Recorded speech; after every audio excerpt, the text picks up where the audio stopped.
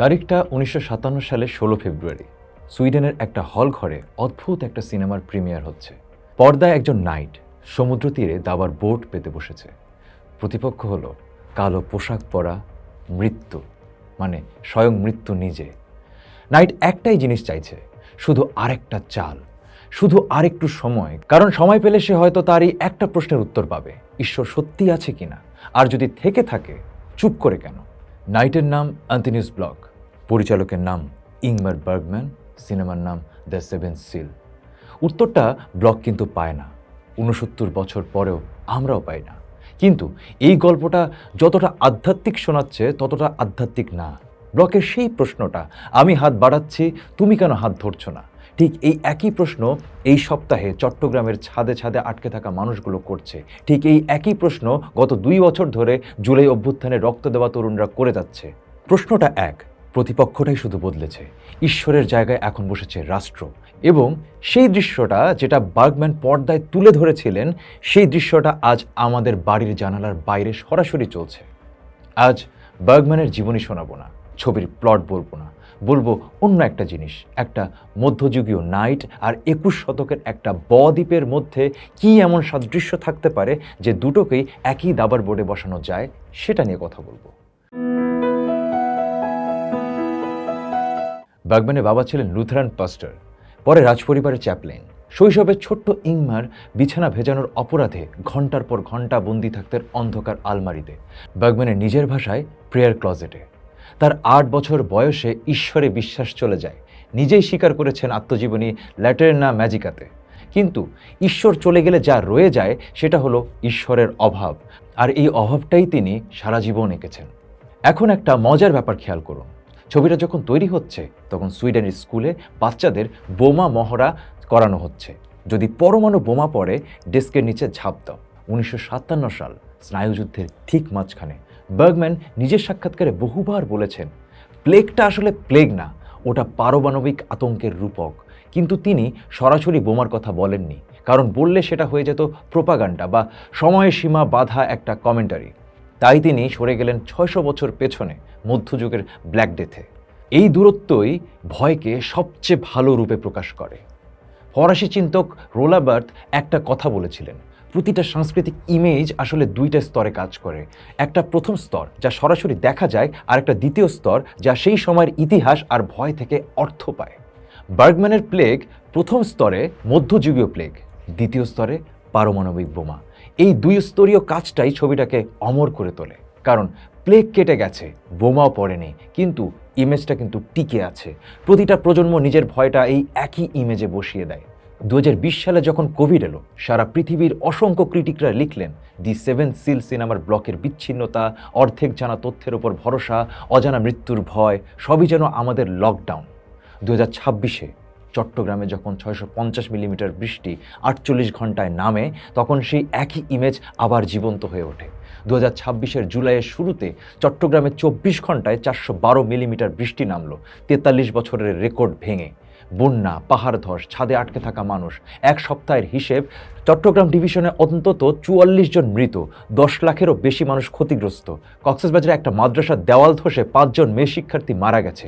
বাঁশখালীতে ৭ বছরের আশিক আর ৩ বছরের মিরাজ, ২ ভাই উঠানে খেলছিল, পাহাড়ি ঢলে ভেসে গেছে।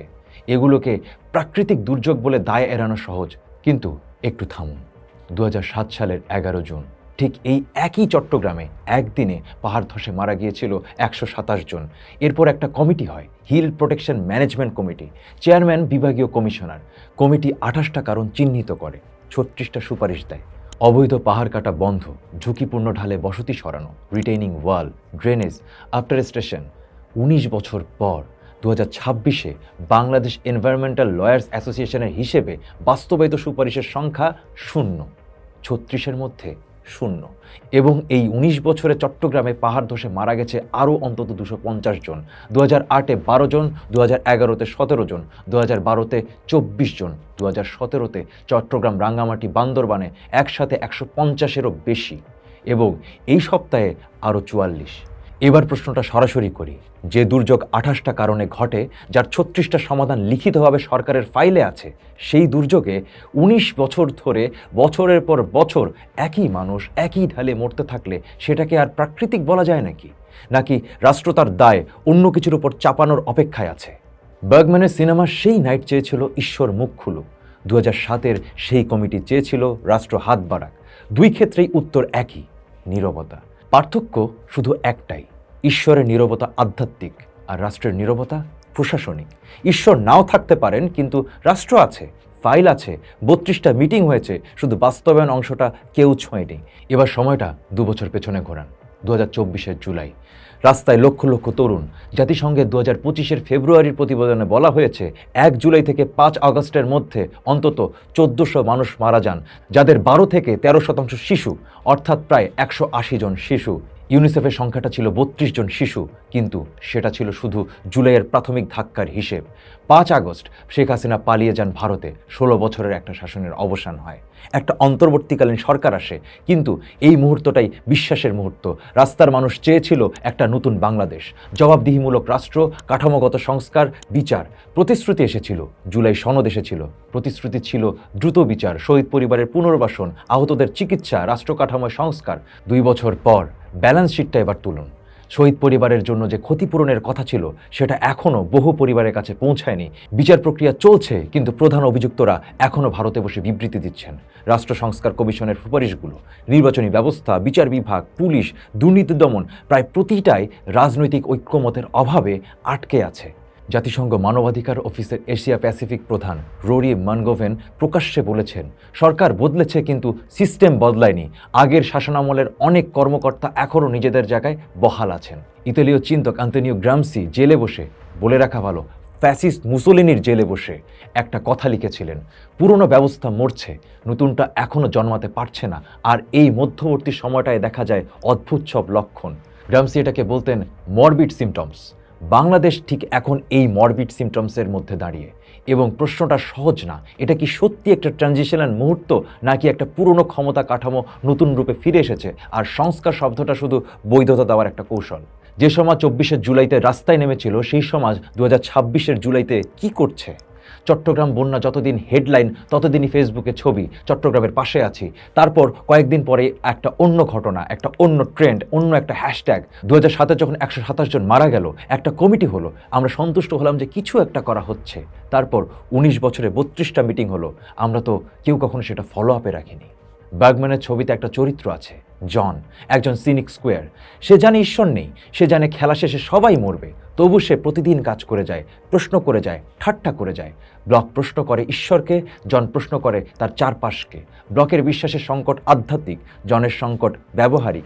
কে বেশি সৎ, যে চুপ থাকা ঈশ্বরের কাছে হাত বাড়ায়, নাকি যে ঈশ্বরের অস্তিত্বই মানে না তবু কাজটা চালিয়ে যায়? এত হতাশার পরেও একটা জিনিস অস্বীকার করা যায় না, জুলাইয়ের পর যে প্রজন্ম বেঁচে আছে তারা কিন্তু হাল ছাড়েনি। তারা আগের চেয়ে বেশি সন্দেহপ্রবণ, বেশি প্রশ্নপ্রবণ এবং বেশি বিশ্লেষণধর্মী।